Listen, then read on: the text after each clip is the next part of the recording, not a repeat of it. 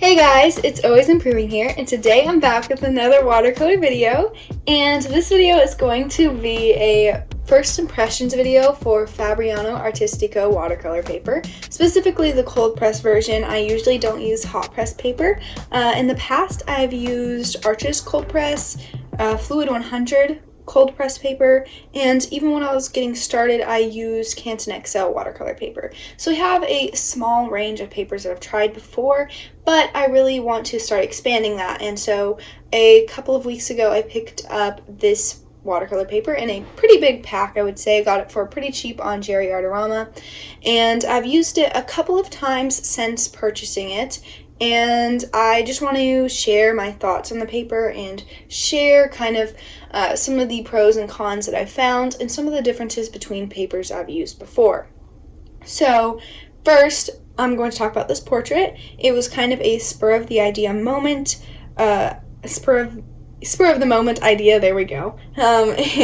And I just kind of wanted to play with the flow of water being like the flow of hair. So it wasn't anything too specific or too defined, and I really didn't flesh out the idea well enough, I think, in the beginning. So that did impact my ability to kind of formulate an opinion on the paper because I was so focused on the idea and the idea formulation. I even took a break at one point to sort of figure out where I wanted the piece to go. So for this first piece, I didn't feel like I learned too much about the paper, but it was a nice way to get started. The few things that I did realize was that it felt a lot different, obviously, than paper I've used in the past, just because it's a different brand. I think it was such a different experience and such a different feel when working with the paper. Even the texture felt different. It felt more uniform, I would say, than other papers I've used, like Arches.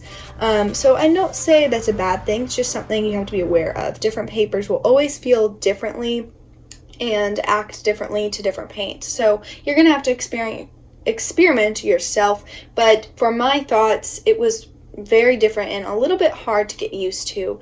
I will say it was easier for me personally to overwork paint on this paper, and I think that is because initially, like with Arches paper, for me, I'm used to using that for final products, and Arches paper has a long time where I feel like I can rework the paper and the paint on it before letting the layer dry completely. And with Fabriano Artistico paper, I feel like I realized I needed to let a layer dry completely before adding any paint at all. I would need to paint a layer clean and try not to disturb it before it finishes drying. So that was one thing that I felt like was a little challenging for me with this piece. And I did actually use this paper in a previous video. I used it in my series, like the benefits of series, I think I called it. That video, I did use this cold press paper for both of those paintings, and I think that I shouldn't have used it for a final product at that point. I should have tested it out a couple of times. But through those, I did learn more about this layering experience, and I think because I didn't practice beforehand, in those two pieces, you can actually see some splotchy areas. So again, I just want to point out that I did learn a lot from both of these pieces, and including this water piece that I have finished now. And I think it really helped me with this final piece that I'm showing right now. I was able to really work to the strengths of the paper. And for me, this painting started with a couple of thumbnail shots. This included working out a pose idea with a couple of different references, then trying out some color combinations. At first, I wanted to use a sort of cyan, magenta, yellow palette because I feel like those can be cohesive, but I ended up switching out my cyan color, which I think I was using phthalo blue for.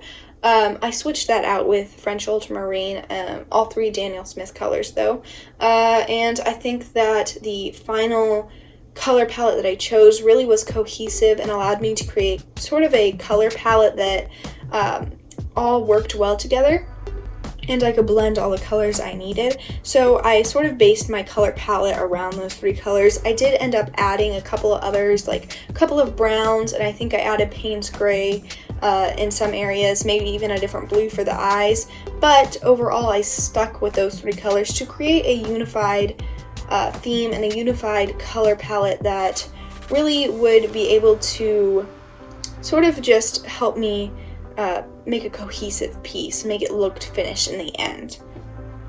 In the beginning of this piece, I started with Quinacridone Rose, and because I had that experience before with this paper, I knew that I needed to let the Quinacridone Rose dry completely before moving on to the layer of skin tone that I added on top. And I was blown away, honestly. Originally, I was actually pretty scared, and I thought that I had bought this paper that really didn't work with my art style, didn't work with my routine, my creative process, anything. But I have come to realize that the effects that the layering has with this paper, it is so beautiful, and it creates a luminous effect that I've never really had with like arches. It looks brighter than I feel like arches did. All the colors are very vibrant, and I feel like, I don't know, it was really interesting to see the layering, how the layers dry together makes it look like how arches would if I had mixed while the layers were still wet, whereas the process is completely different. I let layers dry on Fabriano cold press paper, and with arches I can sort of blend while I'm doing it. But I think I prefer how layering looks and how glazing looks specifically on Fabriano Artistico cold press paper, just because it looks so luminous and bright. And I honestly can't say that I like either paper more. Personally, I think I need to use both of them a little bit more before I can say that I prefer one or the other. I think they both have their strengths and weaknesses, and I think that each one has different effects that I can use for different things. But I do think that this investment in this Fabriano paper was definitely not a mistake. Again, the things I love about it are the luminosity I get when layers, and the texture is really nice too. I thought it was a little bit weird at first, but I got used to it, and I really like the final, like the finished look of that texture. It looks gorgeous with most of my paintings. And the other thing, what was it? Yeah, so layering works really well because, well, let's go on. So the downsides that I have noticed about this specific paper, 2 big things. I would say it's a little bit easier to overwork. Like I said, the layers need to dry completely, or else it will get splotchy. And that is probably consistent throughout all watercolor papers, but for me, I really noticed it on this paper, and I'm not sure if that was because I just wasn't used to it or because I am used to longer drying times, maybe. I'm not sure completely, but I felt like the overworked like look of the paper, like where it cauliflowers out and stuff, happened sometimes more than I expected it would, and I just needed to learn to let the layers dry before adding more pigment. So that was one thing. And then the second thing that could be labeled as a downside, I guess, is that the paper doesn't lift. Like, the paint won't lift off the paper once it's dry very easily. And for me, this isn't a big deal, but I know for some people it will be. Some people really enjoy using that lifting technique. But for me personally, I really like that about this paper because it allows me to establish sort of a base color that won't get too changed over time. The staining properties allow that pigment to stay on the page and not change as much as it would with other papers. So overall, this paper was a great find and a great new paper to play with and to enjoy and to explore, honestly, explore all the different possibilities. I had a lot of fun with it, and I really hope you enjoyed seeing my process and hearing my thoughts about this paper. I know it's not too complete because I haven't used all the different watercolor papers in the world, but I hope that it offered you a little bit of insight and some incentive to either pick up this paper or to pass on it. If you'd like to continue to support me, I do have an Instagram page still at the same username, AlwaysImprovingArt, where I post almost daily, and also I post here obviously once a week or so, but on my Instagram you'll find finished pieces, sketches, and behind the scenes things that you won't find on my YouTube channel. So if you want to check that out, please head over there, and I really hope you enjoyed this video and hope you have a great day, and I hope to see you next time. Bye!